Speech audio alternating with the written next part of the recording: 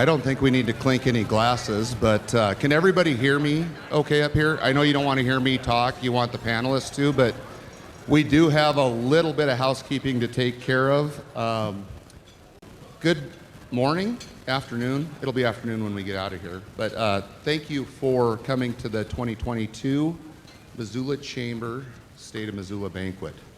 And I am very, very excited this year to have a wonderful panel of county, city, state, and university folks that are going to give you some information here in a little bit. But if I could get everybody to stand and do the Pledge of Allegiance.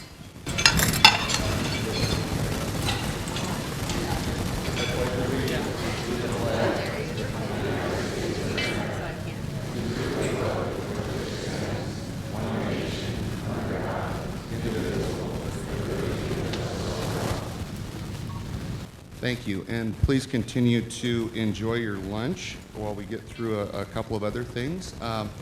First off, I want to thank Kim Luttrell and the Chamber staff for everything that they're doing and they've done to set this up today.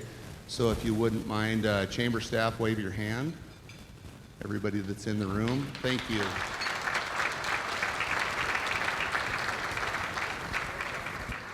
Also, I'd like to thank the Chamber Board of Directors. So if you are a Board of Director for the Missoula Chamber, would you please stand right now?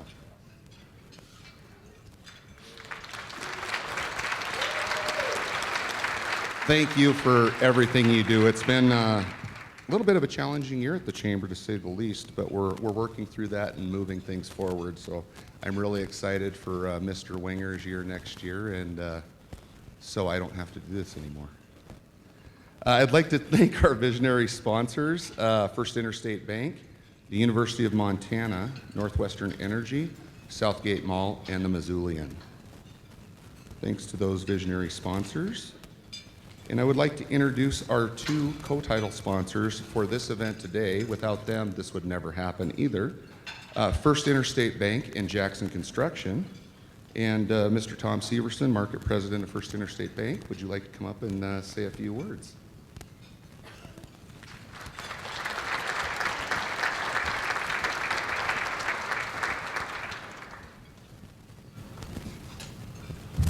Well, on behalf of First Interstate Bank, just excited to co-sponsor with Jackson Contractor Group, and thanks to Kim and the Chamber staff for putting this all together. Great to see everybody's smiling faces, and thanks to our elected officials here, and just looking forward to a great program, so nice to see you all.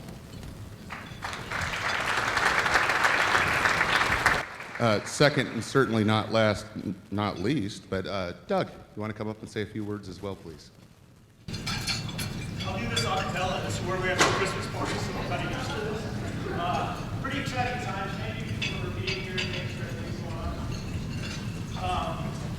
Pretty exciting time in the little burg of Missoula. As everyone knows, we've been discovered. I don't know if you're really realizing that. In our organization, we get calls from places we never got calls from before. The past 4 or 5 weeks, I've fielded phone calls from Vegas, from San Francisco, from Denver, from Chicago that I've never gotten before. So people are coming, so it's an exciting time to see this firm. Thanks for getting together, and enjoy the show. Thanks, Doug, and thank you again to First Interstate Bank and Jackson Contracting for putting these, for sponsoring this event today. So, what are we here for? Other than to actually get together without COVID running rampant through our halls and enjoy a little bit of Missoula, what it has to offer, and to hear from some great people about what's going on in our communities. So I'd like to introduce our panel members today. This gentleman needs no introduction, but Mayor John Ingan.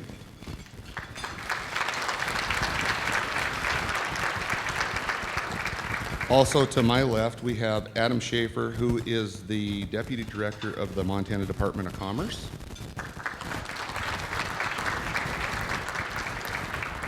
Chair of the Missoula County Commissioners, Juanita Vero.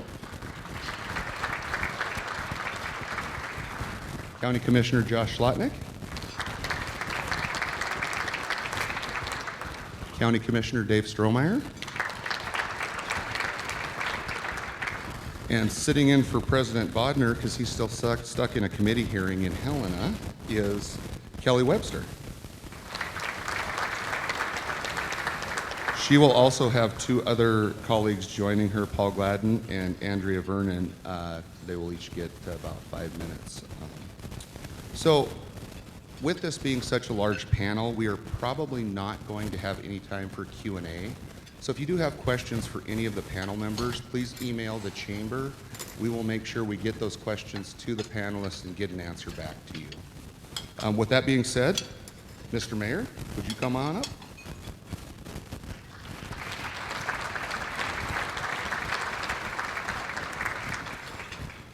Goodness, this program is rolling right along. There is no feud between the county and the city, despite the fact that I'm at that very end, or at least there wasn't this morning, but things may have changed over time. It's a pleasure to see all of your bright, smiling faces on a carbo-loaded afternoon here at the Hilton Garden Inn. I hope everyone has scheduled time for a nap later based on the menu. I certainly have.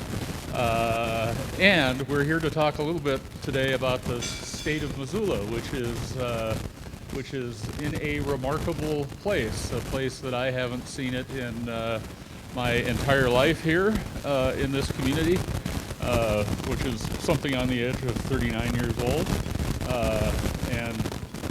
And it's all exciting. It's all fascinating. It's all challenging and has potential to all be rewarding. There are three things I'd like to chat with you about today, and I'll do it as briefly as possible so that my colleagues have a chance to speak as well. And they go in pretty simple order, and they're the things that tend to be most on the minds of the folks I serve. They are, number one, housing. That is cost of housing, affordable housing, housing. Number two is homelessness, the opposite of housing. If you don't have it, you are unhoused and you are struggling somehow in our community, whether you're on the streets or in a shelter or couch surfing. And finally, property taxes. That's the third thing I hear most about from the folks we serve day in and day out. I want to tell you a little bit about what we're doing about housing, and it's a three-pronged approach. Turns out that local government cannot correct housing overnight. As much as we try to be miracle workers whenever we can, we are failing here. That failure, I hope, is temporary, and that failure is a product of lots of circumstances, not the least of which is that we stopped building houses for about 10 years. And I engage in a little hyperbole there, but really we didn't recover in Missoula, nor did we recover around the nation from the Great Recession in Missoula, Montana. And we're trying to catch up while falling further behind. We have a role in that in local government, and it comes in three ways. One is regulation, code, how we do business, how we partner with the development community to help them build houses for the folks we serve. We're embarking on code reform, a long, expensive, not completely horrible process, but at the end of that process, we should be in a better position to help those local partners who build stuff more quickly, more predictably, and less expensively. We'll have those partners at the table helping us understand what the impediments to building are, what the challenges are, and what their hopes and dreams are. And we'll come up with something that's not all the way there, but it's going to be pretty darn close, and it's going to go a long way. The second thing we're engaging in is staff. We're making sure that we have adequate folks on the ground, which is extraordinarily difficult in this job market, to serve the folks who are coming to our doors asking for permits, plan review, etc. We need to make adjustments on the fly. Last year, the City of Missoula processed better than 1,400 residential building permits, and we did that in cooperation with the building community. Folks who said, we are so far behind in building permits, and if you want inventory, we can get it for you, but you got to approve those building permits. So we concentrated on those while not concentrating on some of the other work we have to do, and there's a lot of it. So this is the year of subdivision. As of last week, the latest number I heard was we have about 28 subdivisions coming through the city of Missoula. They go through an extensive and complex process, a process that's made a little more complex simply by virtue of the fact, pardon me, that our code is old and unpredictable. So we're building an airplane while we're flying it. In addition, we need to make investment. So when you hear me talk about land banking, about the city of Missoula proactively, intentionally purchasing ground that is otherwise challenged in some way, the reason we're doing it is because we're the best partner there is to take that fallow ground and turn it into neighborhoods. So that investment, either through our Affordable Housing Trust Fund, or through our federal programs and some other programs through the state that we have at our disposal, we're putting land back to use. And we will have what we believe to be the largest affordable workforce housing project in the state of Montana coming out of the ground on Scott Street. We also have property, it's a little hotel we decided to buy called the Sleepy Inn. And there will be a story behind that, but I'll give you a quick one.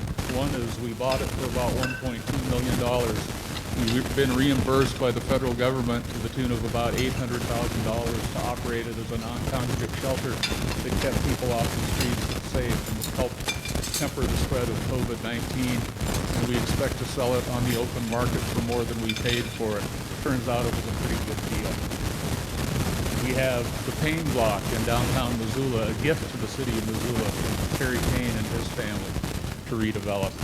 We have the Riverfront Triangle to redevelop. We have the Johnson Street property to redevelop. We'll see a park there today. Next is housing. That intentional investment will make a difference in terms of inventory and in terms of making lives better. How's my time, Jeff? Keeping track? All right. And finally, property taxes. I'm going to give somebody else a little more time. Finally, property taxes. If I didn't have to charge them, I wouldn't. That's the short version, but I do.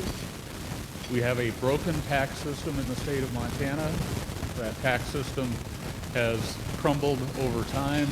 Once upon relying on corporate taxpayers, industrial taxpayers, resource extraction taxpayers, and our economy in this state is much different from what it was 50, 75, 25 years ago. The result is residential taxpayers are paying more than their fair share of keeping the wheels on the bus, keeping the basic services that we rely on every day to be a community, maintaining the level of service that allows us to be safe and sound and healthy, a place where people want to live. The challenge for us in local government is always finding that balance. How do we strike the balance between relying on that system that's antiquated and challenging and upsetting and getting our work done? Making sure that when you call 911, somebody shows up. Making sure that when the toilet flushes, it goes somewhere and it gets cleaned up. Making sure that that tap turns on and water flows. Making sure the street lights work, the traffic signals work, that our parks are safe and clean and a great place for kids and families. We have to look at tax reform in this state, and the city of Missoula, along with our partners and friends of Missoula County, and I suspect a good portion of the legislature will be beating that drum pretty relentlessly. It's a very heavy lift, and that lift relies not just on those of us who are pretty used to preaching, and more on you, the folks who are feeling the impact, the folks who have the frustration, the folks who experience the increases in property tax while the value of their properties increase. The legislature needs to hear from you. They need to hear that there are options like a local option sales tax, a tool that's deployed around this state to great effect. In Whitefish, for example, infrastructure gets built all day long, and property owners get a rebate at the end of the year. That's a system that can work in Whitefish, it can work in Red Lodge, It works in St. Regis, ladies and gentlemen, and it can work in the city of Missoula and all other. We have tremendous opportunity here to pull together, to collaborate, to put down some of the barriers that we've installed. They're all imperfect. They're products of human beings doing human things. And I can tell you my experience in the city of Missoula is people can put down their swords and grab a dove or some symbol of peace and pass it around a little bit, and we can get some things done. Our working relationship with Missoula County has never been better. Our working relationship with the University of Montana has never been better. We're listening to the folks we serve every day, and we're learning from the folks we serve, and we're making change. Change is going to keep coming, but I think most of that change is going to be positive. And with that, I'm happy to hear from some other folks.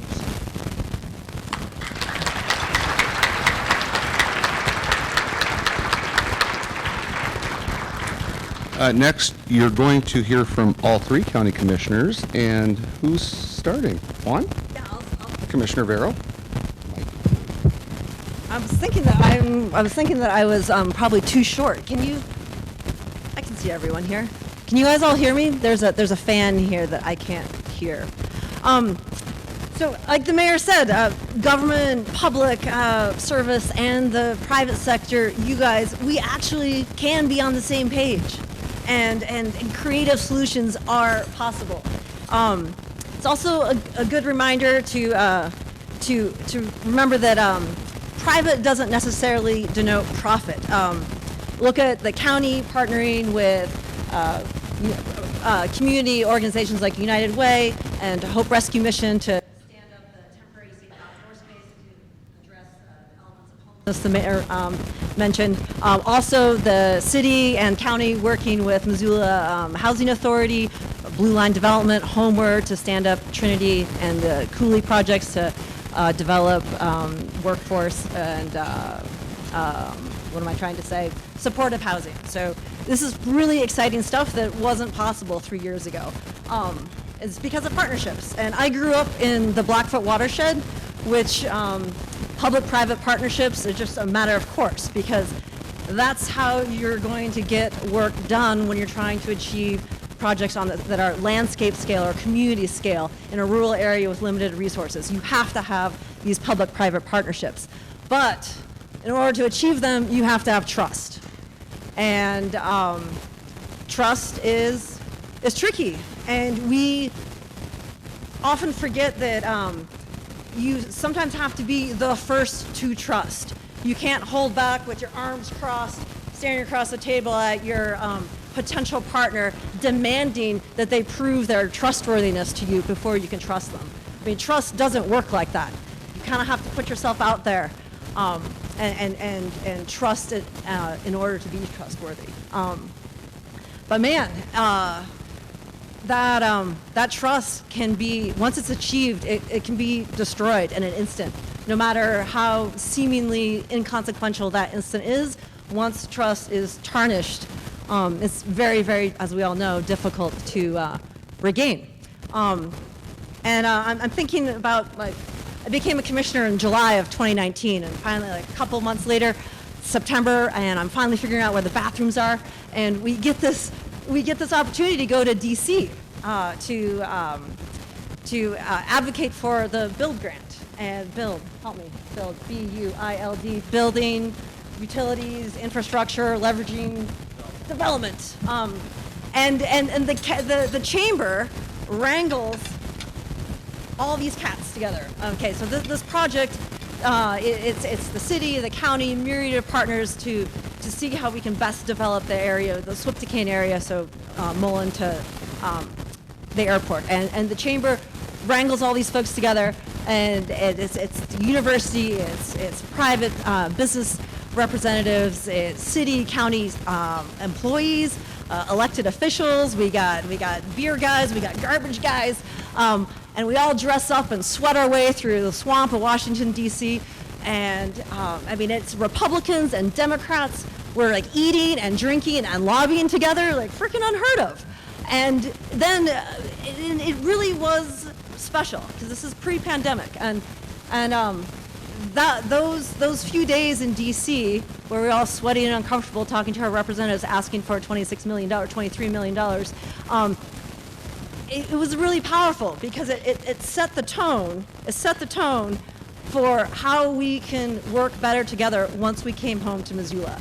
And I don't think we realized then like how critical that trust and those human relationships that were forged in DC, how important that would be 6 months later when the pandemic hit this community.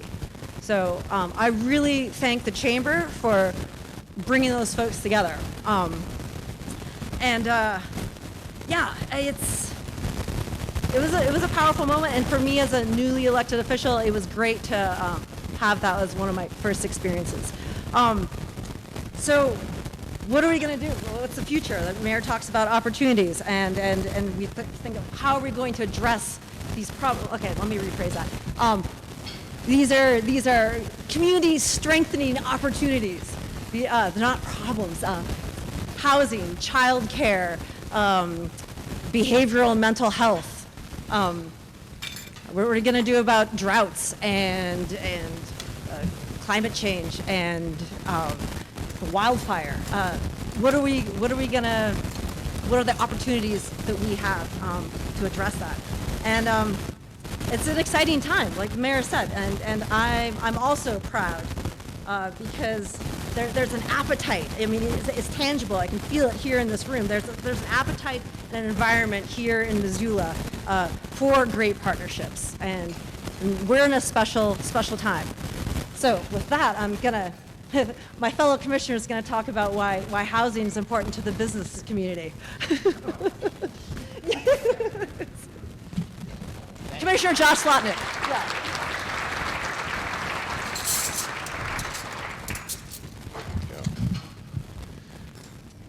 Thanks so much for having us. Thanks, Juan, and thanks to the mayor and Chad.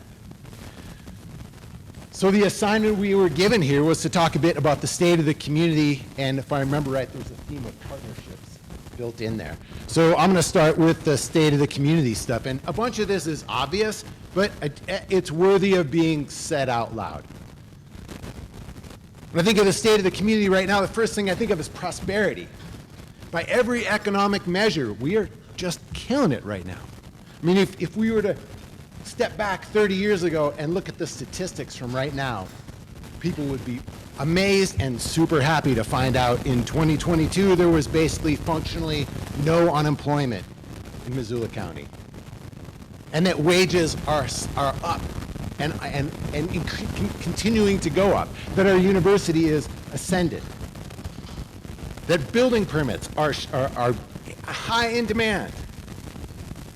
And this last one I'm going to say in terms of prosperity isn't measurable like those others, but I've been feeling it lately as a dad of adult children and knowing my adult children's friends.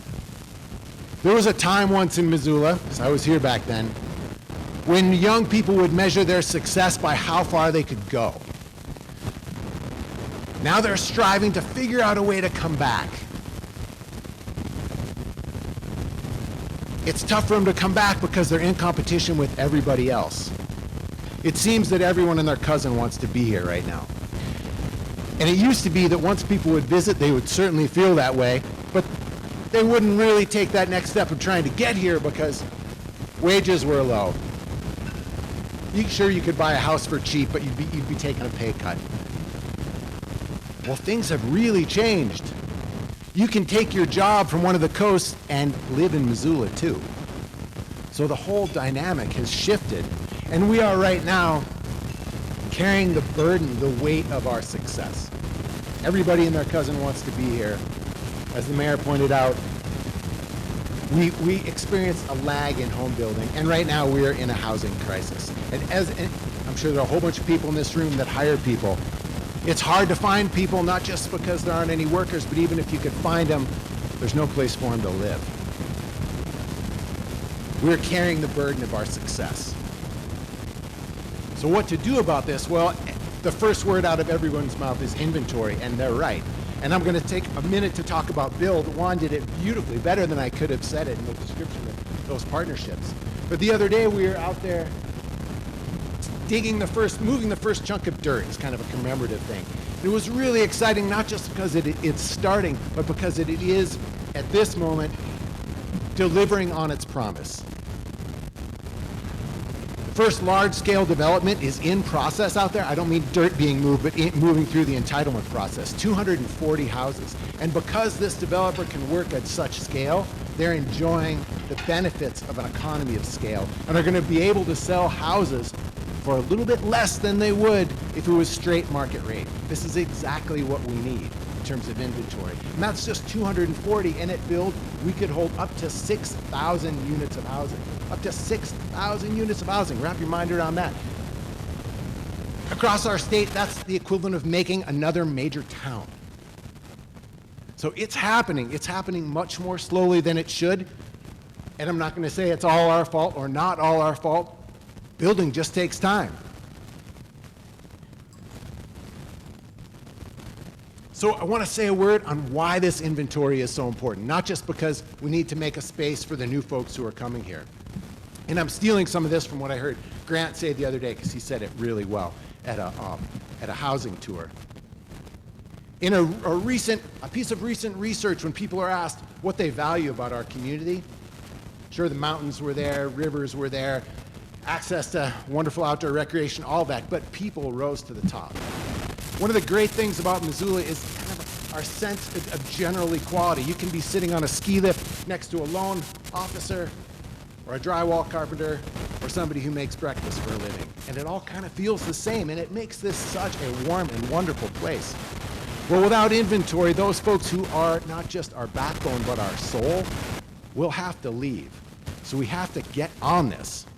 And as I said, it's a matter of inventory, but inventory alone will not do it because we can't build houses fast enough. We are also going to have to create some new tools we have not yet discovered, so that we can make sure people who do in-person work here have places to live. So in terms of looking to the future, in these really uncertain times, sky-high interest rates, mid-century modern war in Europe, inflation, amidst all of that, given the people who are in this room and in our valley and in our county, I actually feel really optimistic.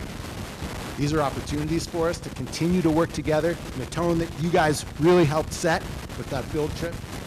And I'm very proud to be part of it. Thank you.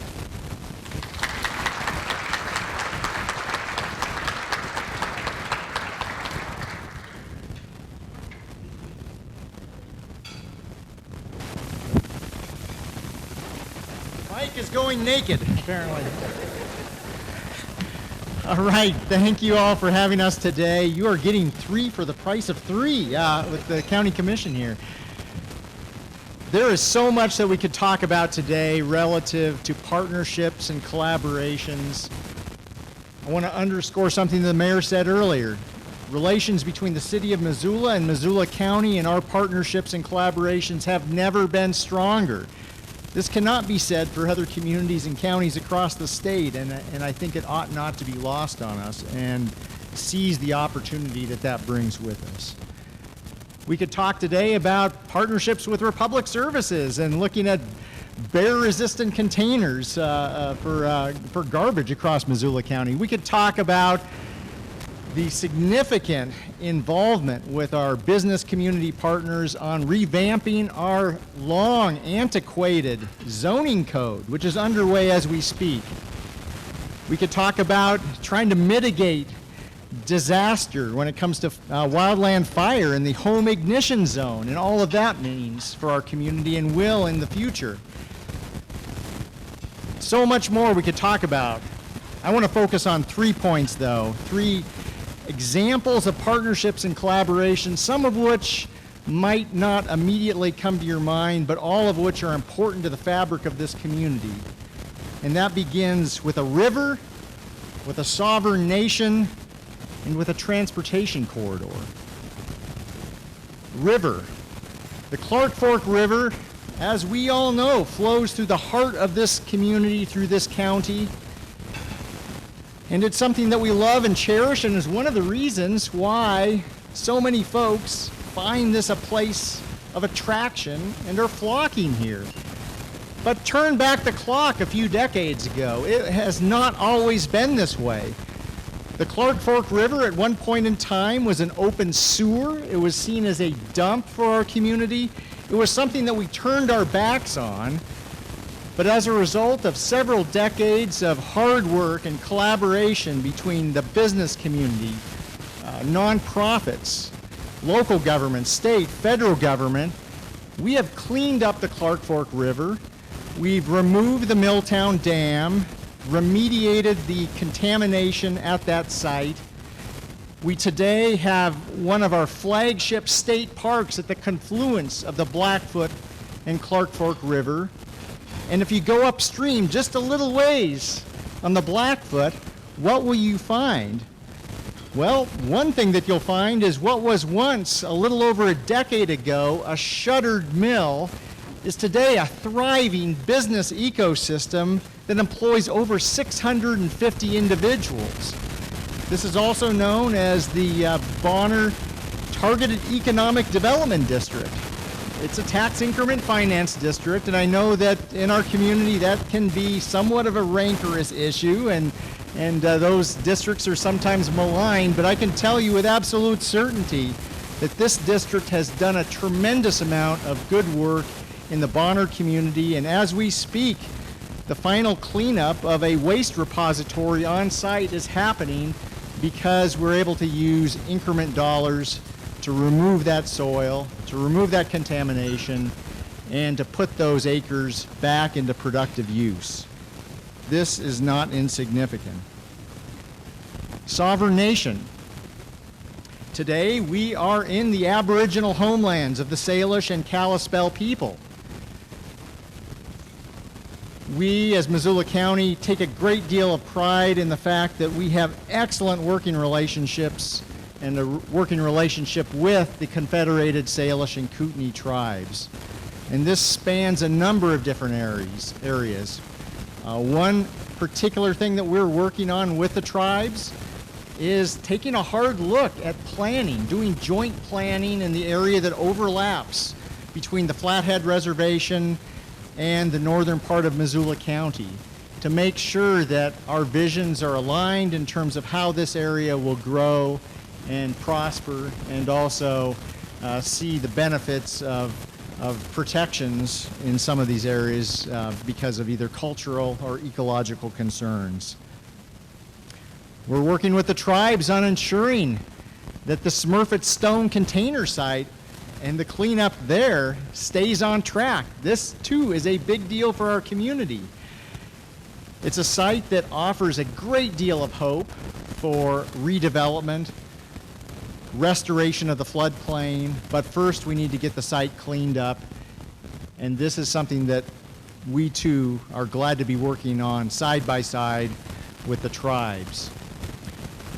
Finally, remembering our past is critical, and the tribes are a strong partner in this. Part of this means remembering that in the year 1891, October of that year, there was the forced relocation of the Bitterroot Salish by the U.S. military from the Bitterroot Valley to the Flathead Reservation. This is known by some as the Salish Trail of Tears. It's something that is part of our past, a painful part of our past, but something that we need to remember as we move forward into the future. And as part of that, on July 16th of this year, we will be dedicating what had been known as the Higgins Avenue Bridge and has since been renamed by the Montana Transportation Commission as Bear Tracks Bridge. We will be dedicating that bridge on July 16th of this year, which is also Treaty Day. This is an intentional act to remember that on an earlier version of this bridge, or adjacent to that earlier version of the Higgins Avenue Bridge, is one of the routes that the Bear Tracks family and their members passed with a band of Salish. The Bear Tracks family is a revered member and members of the Salish tribe, and we honor them as a result of naming this public facility in this very public way. This too is important. Transportation corridors. Friends, when was the last time that you remember Missoula County ever collaborating with Webo or Dawson or Prairie counties? Never! It has never happened before. We've never worked with these counties in this way. But at the height of the pandemic, in November of 2020, Missoula County, along with 11 other counties stretching from Sanders to Webo County, came together and established the first ever regional rail authority, the Big Sky Passenger Rail Authority, the first in the state of Montana. What this does is provide the opportunity for us to add to our transportation portfolio passenger rail that we have not seen in Missoula County since 1979. Some have asked us, why are you messing around with this during the middle of a global pandemic? Well, the reason, friends, is that had we not, we would not have been in the position that we are today to take advantage of the bipartisan infrastructure law. And because of that, within the next month, there will be a nationwide study kicking off to look at restoration of long-distance routes that includes our very own route through Missoula. The bigger story for me, though, on this, and this relates to collaboration more generally, whether it's with the city, with the university, with the private sector, is that in this time of polarized politics, rancorous, divisive politics, what I've seen in these 18 counties that are now members of the Rail Authority is a snapshot of diversity. I cannot think of a time in my public service where I have seen as many disparate voices come together, rallying around an issue across political, ideological, east-west, urban-rural divides. And what that tells me is that in this era where we did not think such a thing is possible, it is. And that gives me hope on so many different levels. So thank you for having us today.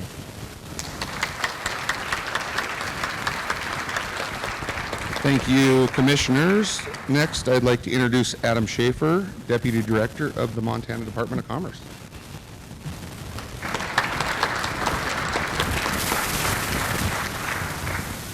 Good afternoon, and thank you, Chad, and thank you, Kim, and the Missoula Chamber for inviting me to be part of this panel and to talk to you about some of the many exciting ways that the Montana Department of Commerce is partnering with our friends here in the Missoula area. Who all knows what the Department of Commerce does? All right. Okay, so I'm going to try to take this time to talk a little bit about the programs that we have at the Montana Department of Commerce, and hopefully you'll learn a few things and maybe see some programs that may interest you, and you can follow up with me after this. But the Montana Department of Commerce administers a diverse set of programs that help Montana build and grow a sustainable economy to benefit its communities and citizens. We do this through 4 different divisions. We have Housing Montana that has all of our state and federal housing programs in it. Business MT, which is our business assistance programs. Community MT, which does our infrastructure as well as historic preservation, and a number of other community-related programs. And then we also have Brand MT, which is our marketing arm. We do our tourism and our film office for the state of Montana. And then we also have a new division called our Business Attraction. The governor tasked us last year with being the spearhead for state government in recruiting businesses to come to Montana or expand to Montana. So that's a new venture for us that we're really excited about. So for those of you who attended the Governor's Conference on Tourism last week, maybe there's 1 or 2 here, it was the first time we've gotten together in the last 2 years to celebrate the tourism industry in Montana. As the millions of tourists that come here, 67% of them come to Montana for Yellowstone National Park and for Glacier National Park, and but 80% of them return. And when they return, they come to visit all of our other assets across Montana. So it was great to celebrate with the industry last week, and we'll have our annual conference again next year, and hopefully you can attend. Is there anyone here from Lake Missoula Tea Company? All right. Well, the kudos to you for your Best in Show honorable mention at the Montana Made in Montana Trade Show that was held last month in Helena. I have a number of updates here on our programs, so I'll just dive right in. The Montana Film Office, just a few weeks ago, we're excited to announce that 35 film productions will share over $1.5 million of grant funding to film on location across the state. The funding's through our Montana Film Office's Big Sky grant program. The grant program helps us build partnerships with filmmakers and production companies to create good-paying Montana film industry jobs and bring related dollars to communities across the state. Over 2/3 of the film-related jobs are high-paying trades jobs, and these incentives for filmmakers to keep Montana competitive with other states and countries for these jobs. An added benefit is the exposure Montana receives with benefits Montana tourism. To qualify for a Big Sky Film grant, the production must shoot at least 50% of its principal photography in Montana. And the Big Sky Film grant and the Montana Film Office are funded by the 4% lodging facility use tax, commonly known as the bed tax. The bed tax funds a majority, if not all, of our tourism work. On a related note, Yellowstone Season 5, as you may know, will be filming in Montana in the Missoula, Darby, and Hamilton areas starting next month to late fall. We've seen the benefits that that's brought in. Actually, at the Montana Department of Commerce, our tourism office, for the last 2 summers because of COVID, and we have not had a summer tourism campaign, but we've had record turnout of tourists in Montana. And some people will give some credit to Yellowstone, but we also like to think that it's the decades-long partnership we've had with our tourism industry and our marketing. Also on our marketing, our main marketing firm is Hoffman York, but we're also pleased that just this past winter they've partnered with Windfall Marketing that's based here in Missoula to do the creative content. So this summer, as you see those ads, you'll know that it's Missoula creativity that's going to go into those ads. So really glad to have Windfall in that partnership, Marketing Montana. We also in our tourism office have a number of tourism grants for development and event recovery. The State Parks Foundation, based in Missoula, was one of those recipients of the grants. You'll see that they've developed a showcase of state parks in eastern Montana, and is showcased on their website at montanaparksfoundation.com. Several recovery destination event grants totaling over $20,000 were given to Missoula organizations. The Treasured International Wildlife Film Festival occurring the last week of April. A reinvigorated Missoula Pride taking place the first weekend of June. The Montana Senior Olympics to be held throughout the Missoula area in mid-June. Homage to one of Montana's own in the footsteps of Norman McLean Literary Festival in late June at spots in Missoula and Seeley Lake. And exceptional art and entertainment with the River City Roots Festival happening in late August. On a related note, Submittable, a grants platform used by our tourism programs along with other commerce and statewide agency programs, is headquartered here in downtown Missoula.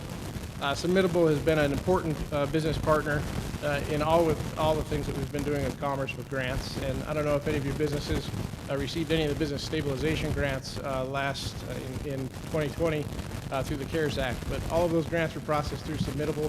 All 13,000 applications that we received from businesses across the state. So a company that Missoula should be proud to have. The other thing that our tourism office has been working on and taking the lead on is our Come Home Montana campaign that is spearheaded by the governor. This is our focus on getting kids and grandkids to look at moving back to Montana, bringing back their careers hopefully and their jobs and working remotely, but also becoming part of the community. And so we've working with the university systems, we've targeted over 100,000 Montanans who are living out of state to encourage them to look at coming back home to Montana. And so that's a program we started last June and are excited to continue to work on over the next year.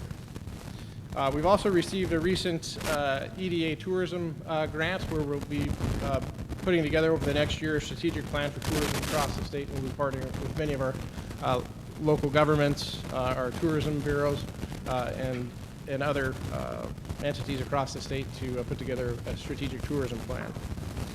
The Business MT Division, which provides technical and financial support to businesses across the state, has worked with a number of Missoula Economic Partnership, the grants here, and then also with the county. Over the last year, we've given nearly $600,000 in grants for planning and job creation, as well as to a number of projects here: the Felco Industries, Paradise Dental Tech, Ewer LLC, Shop.Inc.com, All Nations Health Center, Diversified Real Estate, Botany Natural Soap, Bounty Bitterroot LLC, and also assisting with ATG and Cognizant. So a number of businesses here that we partner with to help create jobs and help them plan for their future. We also have been tasked by the governor with running the American Rescue Plan Act's workforce training grant programs that provide grants for training the workforce.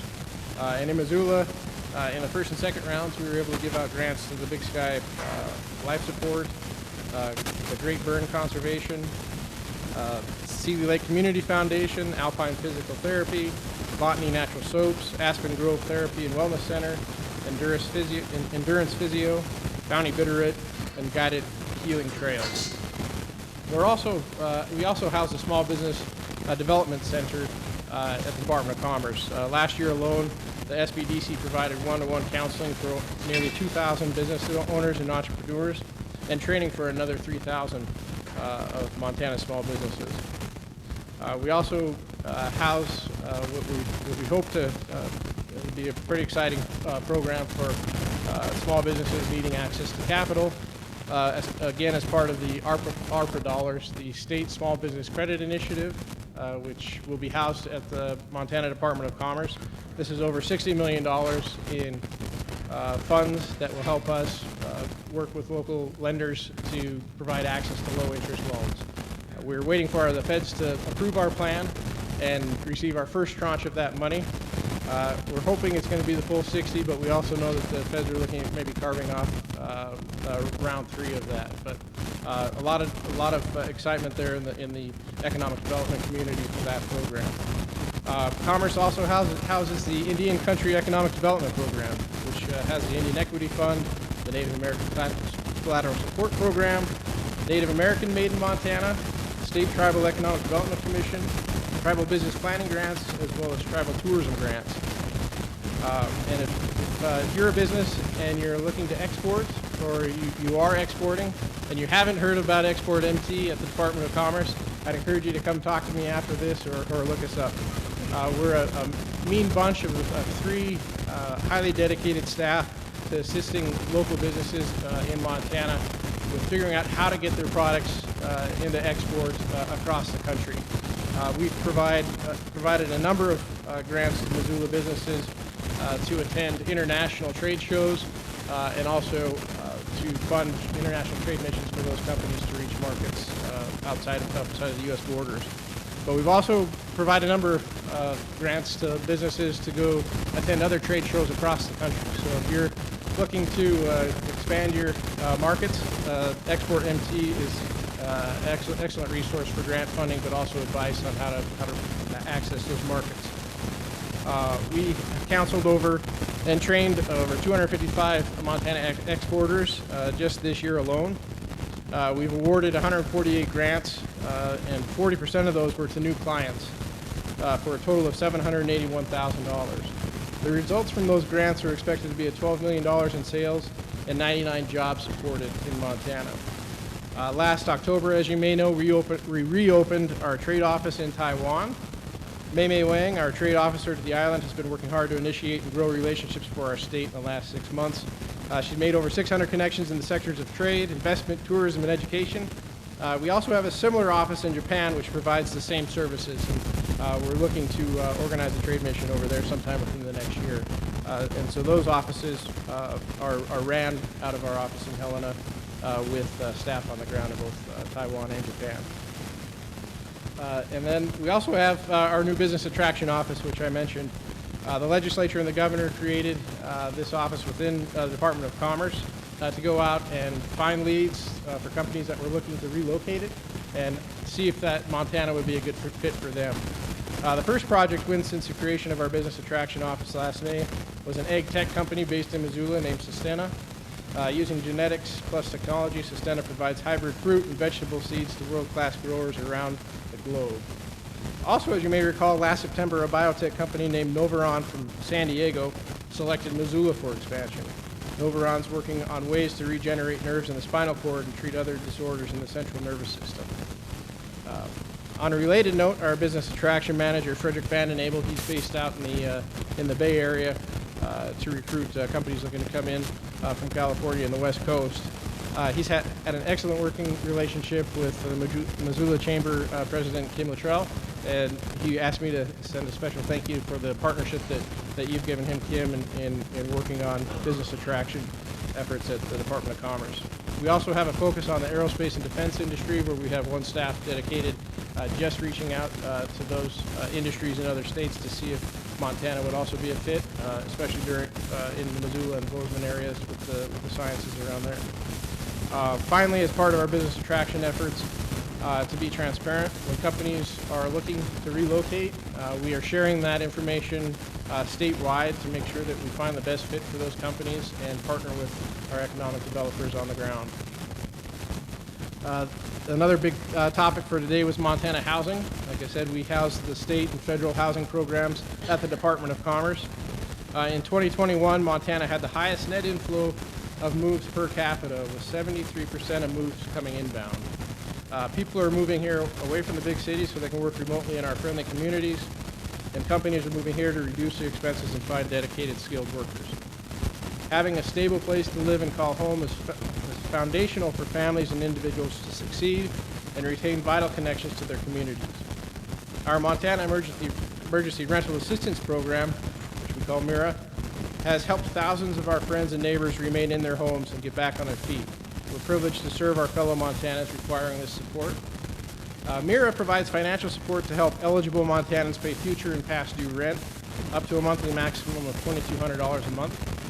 Additionally, it provides up to $500 per month to past due and future utilities, including gas and electric, plus $50 per month for internet. The program can also provide assistance for past due late rent fees, unpaid rental security deposits, and rental application fees. Eligible households can receive assistance for rent and utility bills dating back to April 1st, 2020. To date, our MIRA program has distributed over $9.6 million to 1,100 families here in Missoula County. Additionally, the state of Montana has provided $4 million in ARPA state recovery funds as critical gap financing for 2 Missoula projects, Trinity Apartments and Bellagio Apartments, supporting over 400 new rental homes. So glad to partner with Missoula on those efforts.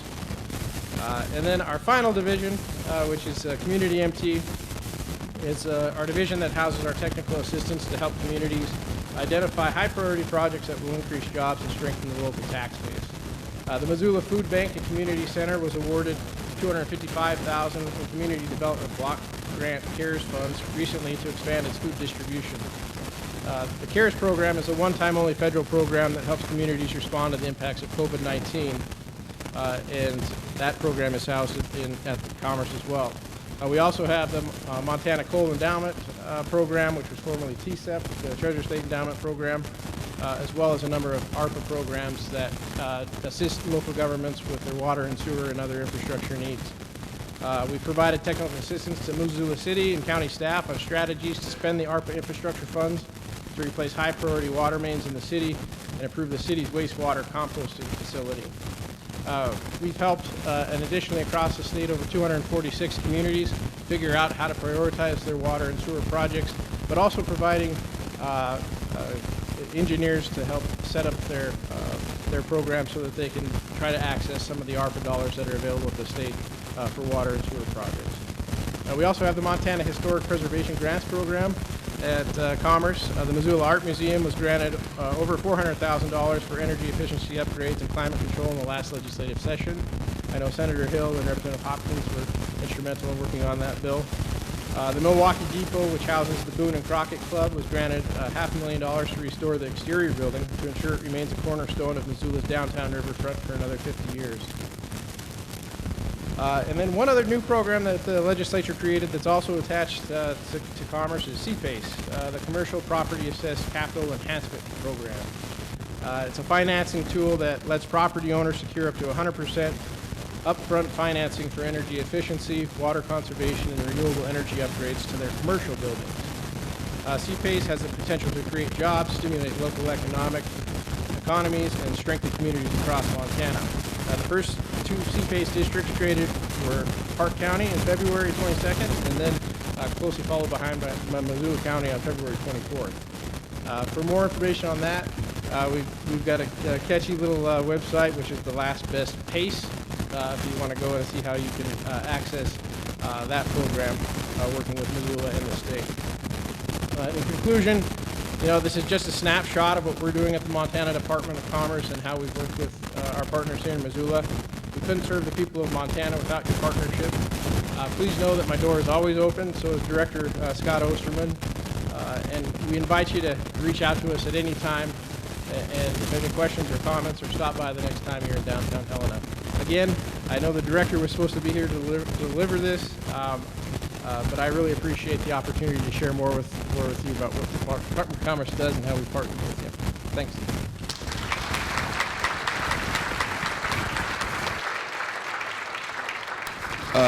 Next, as I said earlier, President Bodner is stuck in Helena, but we have 3 wonderful replacements from the University of Montana to represent them today, and I will introduce all 3 of them right now because I'm not sure after Kelly what order they're going to go in. So Kelly Webster is the Chief of Staff and Associate Vice President for Strategic Planning and Implementation. Next, we have Paul Gladen, who's the Executive Director of Accelerate Montana, and Andrea Vernon, the Executive Director of Experimental Learning and Career Successes. So, Kelly, please.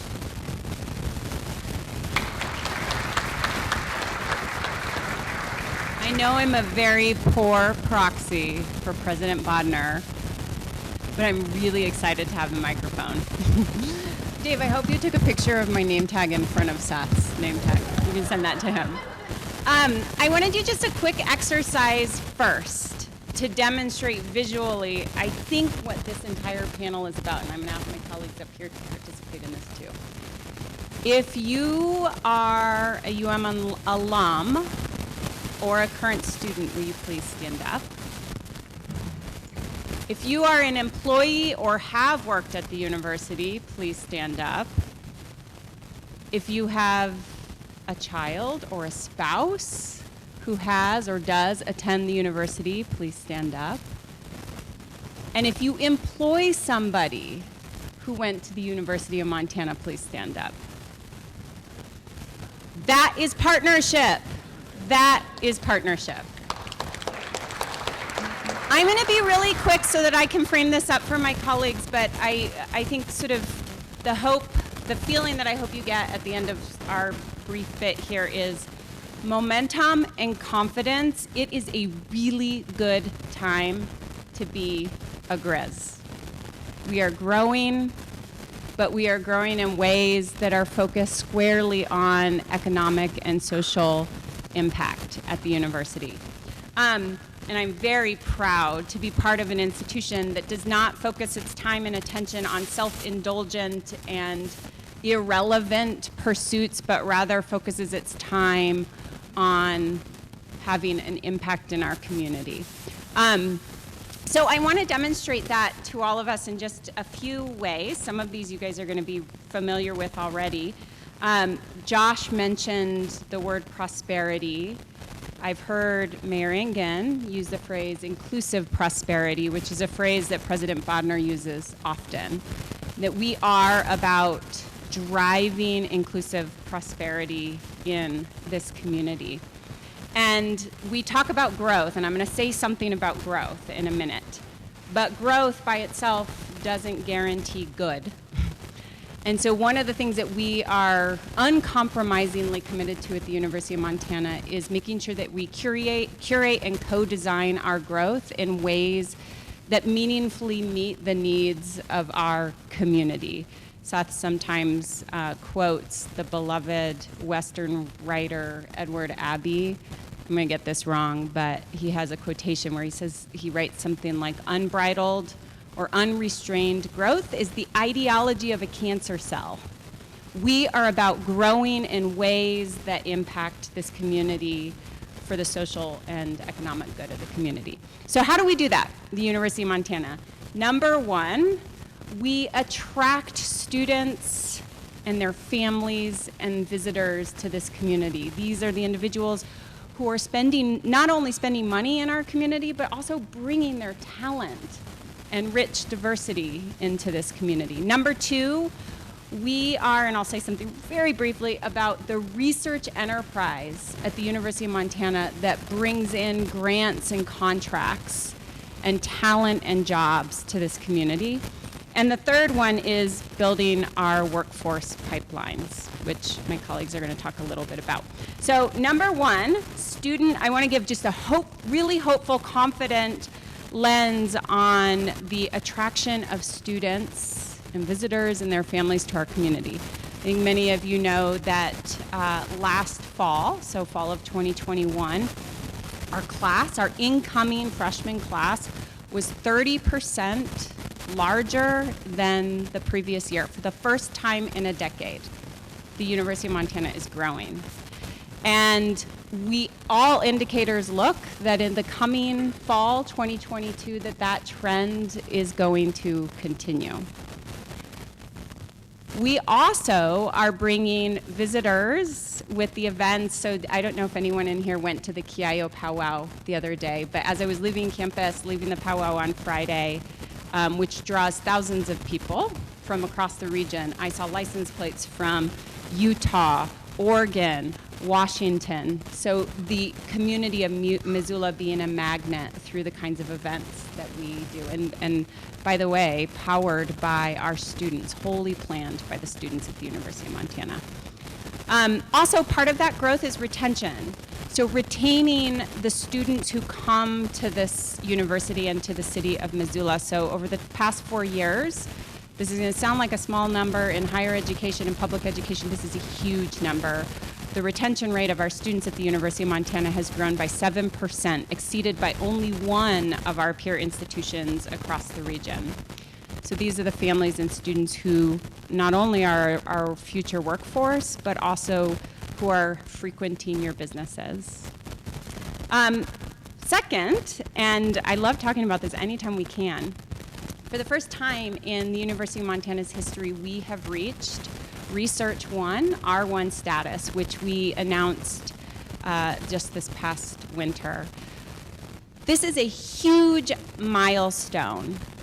In 2014, our research activity totaled $55 million a year. Last year, it was $122 million. And that impacts this entire community, the ripple effects from that.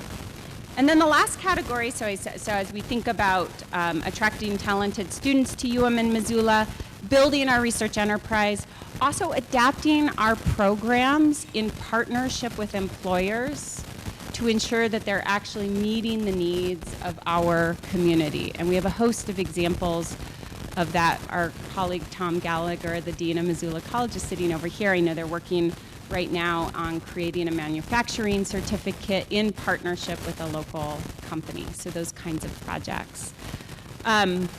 I want to talk, I'm going to hand it over to my colleagues, Andrea Vernon and Paul Gladen in just a moment, but I do, since I have the microphone, I do want to say one other thing. I have devoted my entire life to public higher education. And I have actually served at a number of different higher education institutions. We recently had a national organization work with the university, and they reflected back at us, and I want people to listen to these two phrases. They reflected back at us that the University of Montana is place embedded rather than place adjacent. Many universities are place adjacent. They're the community on the other side of Arthur. I have so much hope in this university because we are place embedded. That was all of you standing up. We are a place embedded institution. I hope all of you hold the university accountable to being that and continuing to be that. The other thing I wanted to share is I am hopeful because, so the other day my husband shared with me a book that was about the history of public lands, and the title, I loved the title of the book. The title of the book was A Conspiracy of Optimists. That's what this room is. That's what Missoula is, and that's what the University of Montana is, which is why I'm so excited about the wind at our back in this moment and what we are capable of doing together. So just two quick examples of this. I'm going to ask Andrew Vernon to come up here, Director of Experiential Learning and Career Success, to talk a little bit about the placement of our students into internship opportunities. We're not sharing this information in order to impress you or to just report out, but rather to make sure that you know you have a point of contact. If you want to bring students into your organizations to help address some of your workforce needs, Andrew Vernon is the person that you can contact. If you want to partner with Paul Gladen and Accelerate Montana on designing ways to address some of the workforce needs that you are experiencing, you have a point of contact. So I'm going to have Andrew come up here. Thank you.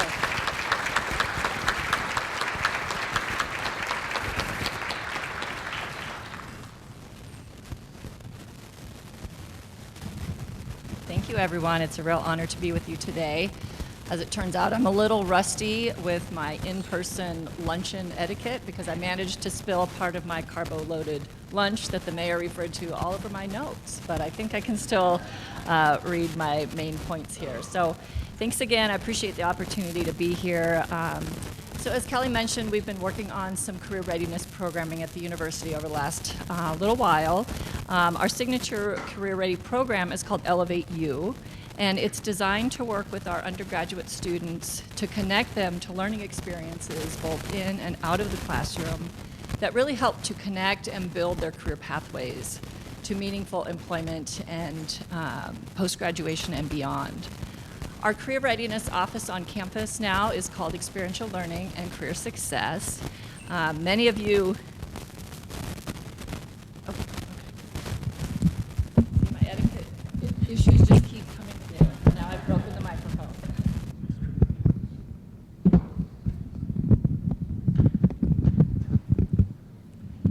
All right, can everybody hear me better? Same? I'll keep trying to project. So our office now is called Experiential Learning and Career Success. This is the result of a merger of two former offices that you might have been familiar with or partnered with at the university called Career Services or Internship Services. Our team is made up of experiential learning advisors, career coaches, and career event specialists who work with students, our faculty, and employers like all of you to help create those pathways that engage our students in high-impact student success practices like internships, research, volunteering, micro-internships, and part-time jobs while they're a student on campus. So Elevate U is designed to help students build out their professional career readiness competencies.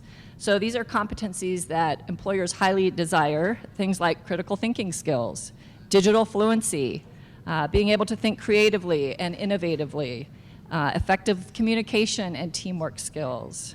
So partnering with businesses and organizations across the community and beyond through things like internships really help our students to bolster their in-class and co-curricular academic experience on campus with real-world experiences that also grow their potential career readiness skills and their professional competencies. And at the same time, help to meet a lot of those employment needs that we have that are growing across our community as well. So there's many pathways for you to connect with our students. Some examples include participating in our career fairs on campus. We just wrapped up our career fair, last one of the semester earlier this month. Many of you might have participated in that. We also coordinate virtual meet and greet events with employers where you can connect with students virtually to help students understand more about your business, the kind of career paths you all had. Students are very interested in hearing your personal stories of career paths, how you got to where you are in our community today. It's really important, part of those outreach efforts really help to grow your branding awareness on campus, which is really important for students to understand who you are earlier in their college career. They want to be familiar with your business names, the kinds of things that you do in our community, the value systems that drive your businesses. So it's important to connect with our students early and often as they finish up their academic careers on campus. So creating that strong brand awareness is really important. Pathway to hiring students. So you can be visible on campus by participating in things like our fairs and other tabling events, because those are really important ways to cultivate those initial relationships with our students and build that trust. Also, hiring students for paid internship or part-time positions are excellent opportunities to find talent and really spark that student interest in longer-term and permanent jobs with you. So how do you make some of these connections? We use a system called Handshake. How many of you are in Handshake now or have heard of Handshake? So quite a few of you in the room are in Handshake. So this is our primary online platform that helps students understand what kinds of internship or job opportunities are out there in our community. So if you don't already have an account with Handshake, please be sure to get on our website, umt.edu/ELCS, to create your employer profile. It's free to do that, and this is the primary communication tool we use to let you know about career fairs and other events on campus where we want to invite employers to come in and connect with our students. We also use it to get students and employers registered for all of those types of events. And it's a really great way for us to be able to market those opportunities to students. We can market to specific majors on campus or more broadly across campus. We can also, based on demographics of students you might be looking to bring into your companies and organizations. So there's lots of ways that we can help support you and connect you with students. So as Kelly said, please don't be shy about reaching out to engage with us. We want to help you. We want to partner. And we're really excited to explore additional opportunities. We are very much about innovation at the university right now, as we all are, rethinking the ways that we've done our work in the past and finding new pathways for those types of connections. So thank you again. I do have some materials, a few handouts if you're interested in learning more about Elevate U or specific employer strategies to connect at our table right up front. So with that, I'll hand it over to my colleague, Paul. Thank you.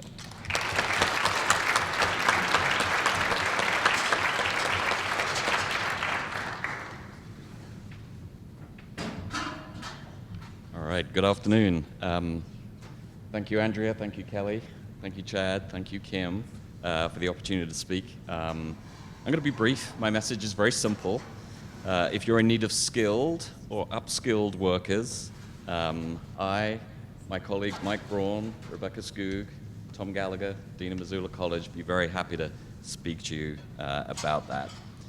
I'm sure every one of you is experiencing this unprecedented workforce environment where it's proving extremely challenging not only to find new workers, but equally difficult to retain skilled and valued employees. And where simply offering higher pay doesn't necessarily get you the results you're hoping for. So Accelerate Montana, which is UM's portfolio of economic and workforce development programs, is highly focused on this problem. And we're fortunate to receive some significant funding from the state, with no small thanks to the advocacy of Kim, to develop and deliver training programs that are highly responsive to the needs of employers. We're especially focused on skills training in construction, in manufacturing, in healthcare, and tech, including cyber. Tom will be happy to talk to you about cyber skills that your organization might need. And where training can put individuals on paths to jobs and careers that would align with the governor's goal of good-paying jobs, which are jobs that pay in excess of $50,000 a year. We're doing that by leveraging our experience with the AIM Hire program that we've worked on with ATG Cognizant, as well as our experience with the Montana Code School, a coding boot camp that we founded in 2015. And we're developing rapid training programs that can help individuals develop the skills that employers say are needed to make those new recruits effective on day one on the job, or to help your existing employees kind of get a promotion, gain the skills that can help them advance and help your organization move forward. These training programs are typically delivered in less than 6 months, and often much less. For example, the Job Site Ready training program that's offered by Missoula College and by other two-year colleges around the state equips trainees to work safely and effectively on a construction site on day one, and that comprises just 45 hours of training. That's 30 hours online and 15 hours delivered in person, so we can get people up and working quickly. A key focus of our rapid training program is to find ways to bring individuals back into the workforce.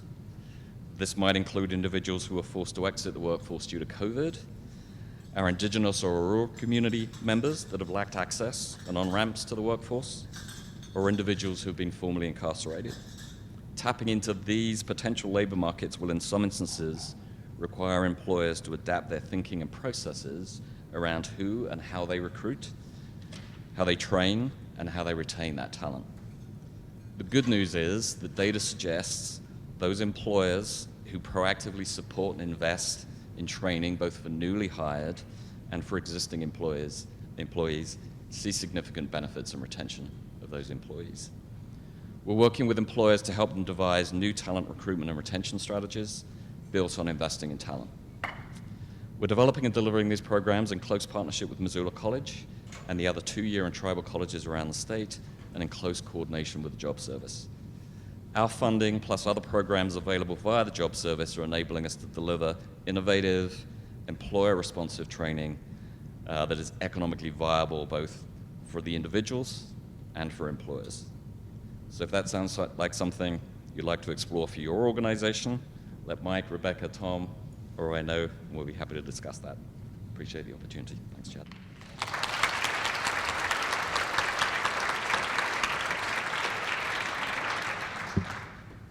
Anybody that knows me knows I'm a stickler for time, and I am going to get you out of here by 1 o'clock today. I was questioning that a little bit, but thank you, Mr. Mayor. Normally you don't give us 10 minutes of time back, so appreciate your helping out. I want to thank the Hilton Garden Inn for supplying us with lunch and all the wonderful decorations today. Again, a special thank you to Tom Severson at First Interstate Bank and Doug Jackson at Jackson Contractor Group for being our title sponsors today. Thanks to all the chamber members that are here in attendance today. And a special thank you to our mayor, county commissioners, university representatives, and Department of Commerce representatives for coming today. Have a wonderful afternoon. If you have questions for the panelists, email the chamber or email these folks directly. I think most people know how to get a hold of them. So thank you for coming. Have a great afternoon.